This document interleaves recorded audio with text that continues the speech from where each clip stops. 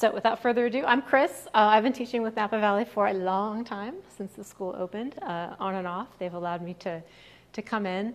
And these classes are really fun because I think they give everyone a chance to kind of like dig in and taste a lot of things that they really enjoy that you might not get on an everyday basis.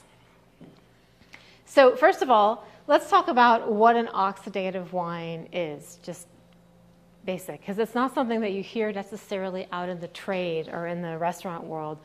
These are wines that show characteristics of aging in the presence of oxygen. That's so it's so simple, right? But the key is that the oxygen is controlled and it's done deliberately.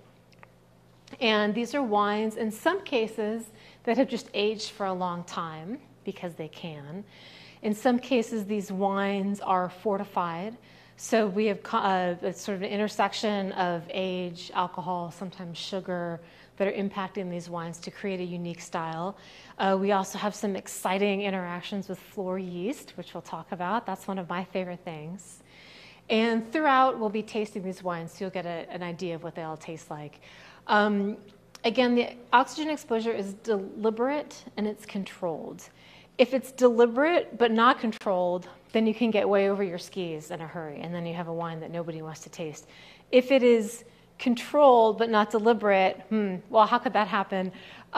Maybe you have some defects in your equipment or your processes, or maybe you know exactly what you're doing, but you don't have the manpower to do it all, and it takes you 6 months to do something that should take 2.